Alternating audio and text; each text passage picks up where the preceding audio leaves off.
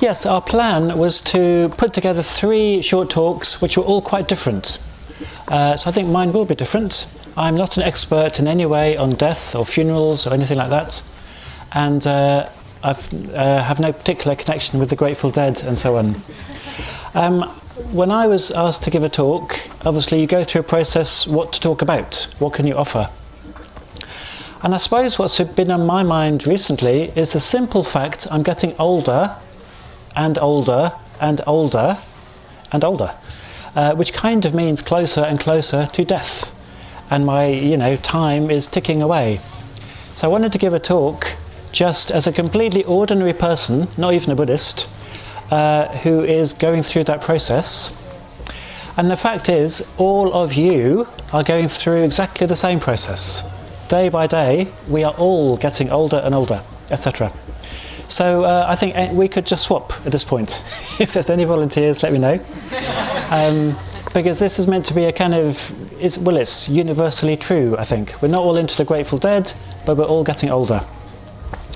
And I started a talk yesterday on ethics by saying that it's kind of my conviction that the deepest truths in Buddhism are often the easiest to state, but they're the most hardest to really absorb and make your own and live by.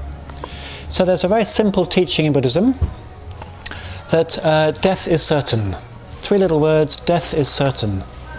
But the time of death is uncertain.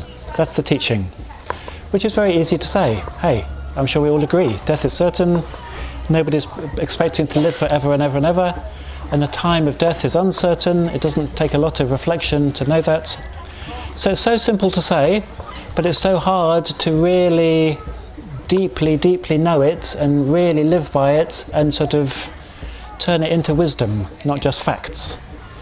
So I just wanted to offer a few reflections to myself as much as anybody on how I'm trying to help that simple, deep teaching go in. Yeah. So Lokabandhu, start listening. So the first thing is there's a whole practice in Buddhism of reflection. So we teach meditation, I'm sure you know, we teach study, I'm sure you know, but we also teach reflection. And reflection is a kind of marriage of your awareness, your own personal experience and awareness, with Buddhist teachings. So here we go, death is certain, the time of death is uncertain. You just start trying to notice that in your life, in your experience. And, in a sense, you're trying to kind of prove it or disprove it again and again and again in your own experience. That's reflection. And if you do that, you may slowly become more kind of deeply convinced. You just see it as true again and again. So, so the reflection is just a practice that can take us slowly deeper. You can either do it by taking simple teachings like that, death is certain, or by taking slightly more abstract teachings. We teach, for instance, the 6 elements. There's earth, there's water, fire, air, space, consciousness, and we are composed of a complicated mixture of all of those. But you just reflect, who does the earth in my body belong to? The minute you go to the toilet, you kind of let go of some of it. The minute you eat your dinner, you take in a bit of fresh earth, water, fire and air, etc. That wasn't yours before, and now it is yours, until you go to the toilet again, and then it's not yours. So you just kind of see this kind of cycle of coming into being and passing away, happening in you every day. So reflection is a powerful practice if we make the kind of time and space to kind of really do it. You can reflect on anything. I mean, I think Kamala Gita's clearly reflected on the words of the Grateful Dead songs and made it kind of deep and real for her. One powerful area for me, maybe for all of us, on which to reflect is our own bodies. So here we are, and certainly for me, I'm just starting to observe more and more the signs of mortality in my body. My hair is not quite what it was, my teeth are not quite what they were, some of them have fallen out. My energy is not quite what it was. I can kind of think back on things I used to be able to do, and I can't anymore. Just my strength is not quite what it was. All of these things are quite very simple, but quite potent areas for reflection. And you don't have to be very old before your body starts showing these signs. Different in every case. Also, as you go through life, you have various adventures and accidents, and you probably have the scars to prove it. That's another area of reflection, maybe in the arena that the time of death is uncertain. Perhaps any of these scars, if it had gone a little bit closer, this way, you could have died. Hey, I certainly got scars, which could have been a lot more serious. So our own body is like a kind of living, walking, non-stop teaching for us, if we choose to notice it and kind of learn from it.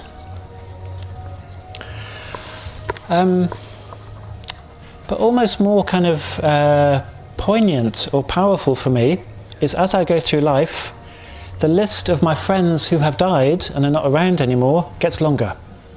And I kind of realise that's only going to get longer and longer and longer until I get added to the list. So I've been reflecting. I've been part of Buddhafield quite a long time now, and many Buddhafield people who we knew and loved have died.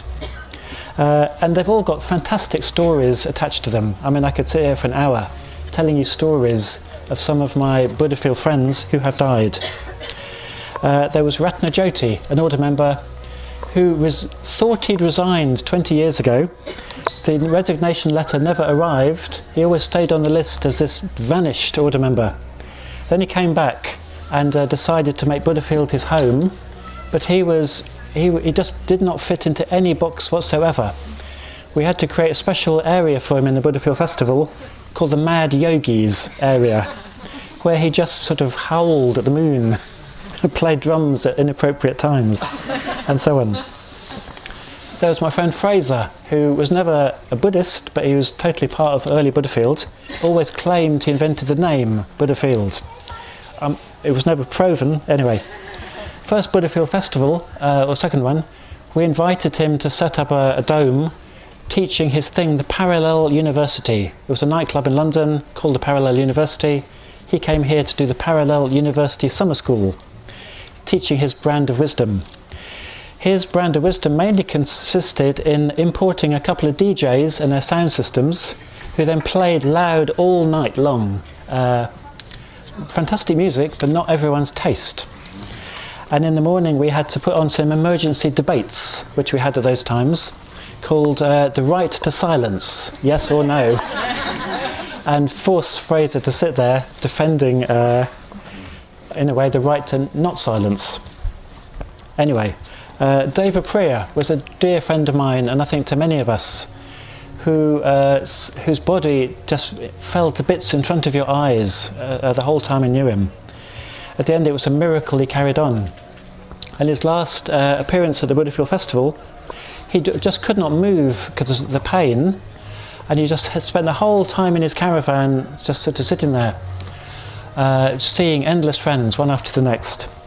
And we managed to get him out once on a kind of homemade sedan litter chair thing, carried him in state around the festival, back to his caravan, and that was it. And then he died not too long after. So the list goes on anyway. And my father died, that's also on the list. So just observing that even if you're still alive, friends around you will die, either kind of naturally, old age, or unexpectedly. It's a powerful teaching. You can reflect, am I so special? Yes or no? Probably no.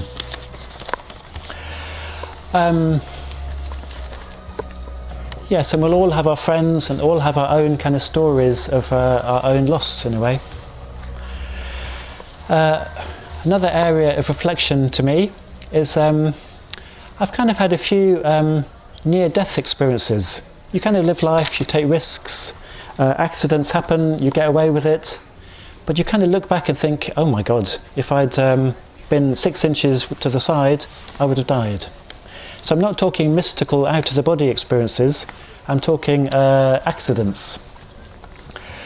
The closest for me was being in a hurry to cross the road one time, and there was a bus pulling out. I thought, great, it's pulling out. I kind of ran across this little bit of road, and it turned out it was not pulling out but turning left, and I sort of dived backwards in this kind of rugby scrum style dive, and the bus avoided me, but it was so close, my goodness, and I would have just been squished by this bus through just being slightly impatient to cross the road for some reason. I have no idea what it was.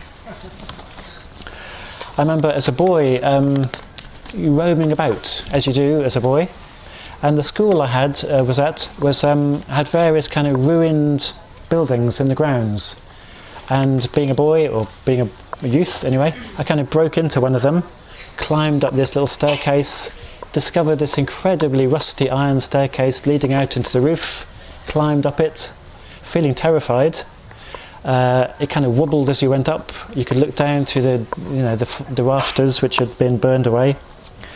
I was a boy, I got away with it. It was a kind of fun, but so easily you could have just fallen down to your death. I dabbled very briefly in drugs, probably not half as much as my colleague here. But I had just a very strong experience on one, that I'd taken this thing which was now inside me, and I couldn't stop it doing whatever it was going to do. I was on the trip, and I thought, oh my God, I've sort of pushed a button and I can't unpush it. I could die. And actually that was a very positive experience. I thought, okay, how do I feel about this possibility I could die? Because I completely lost the instinct to breathe on this occasion. And I was happy to discover, I felt really fine about possibly dying and going into the unknown with absolutely no, in a way, special preparation. So we'll all have our kind of near-death or close shaves, perhaps the best phrase. But I think they are also a powerful area for reflection, that the time of death is uncertain. A bit more abstract is just this whole thing about death is part of the wider Buddhist teaching of impermanence. Buddhism says it's equally simple: everything is impermanent. Everything is impermanent. And again, you could just look about your entire life of self and other, near and far, and just kind of explore it in your reflections. Is everything impermanent? Is anything permanent? We all kind of suffer or experience little deaths every day, if you like. Everything just comes and goes. Mental states, everything. Yeah, I think also kind of stronger and stronger for me is a sense that time is short. So even if, the time of death is uncertain, but even if I am lucky enough to live to a healthy old age, the time remaining to me, the maximum time remaining to me, is getting shorter and shorter.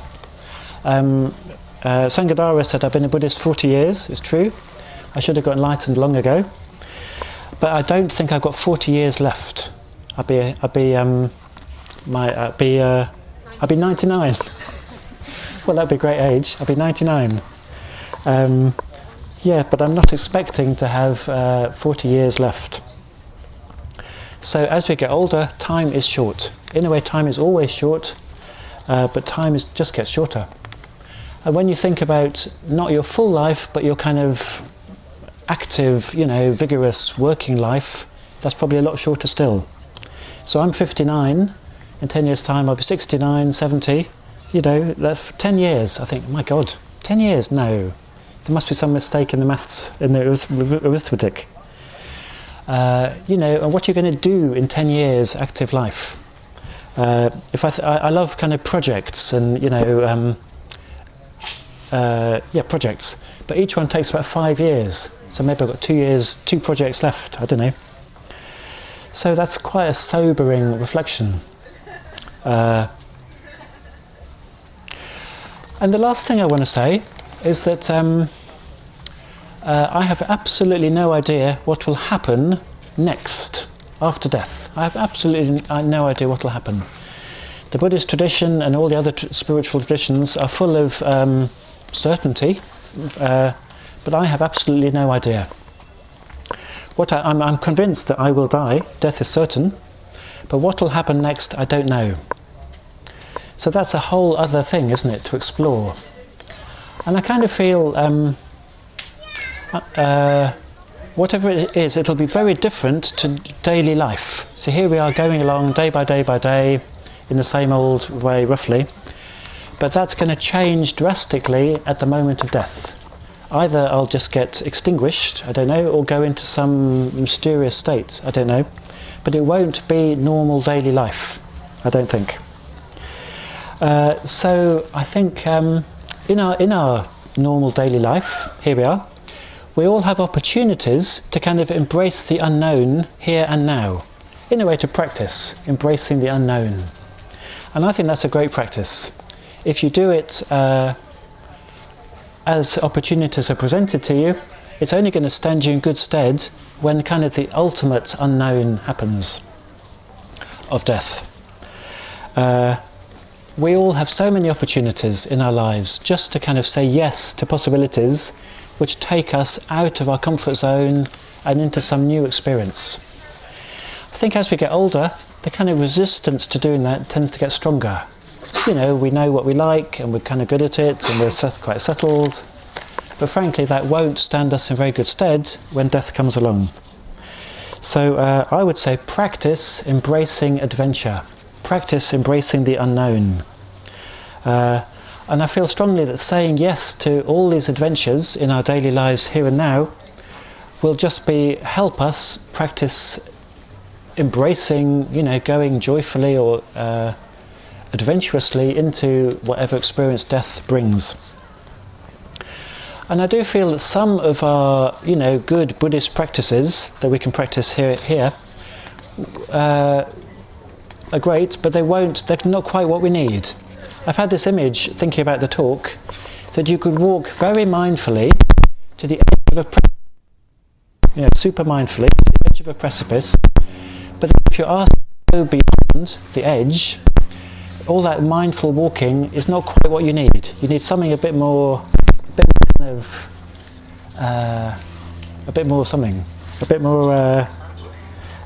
embracing the unknown, a bit more magical, adventurous.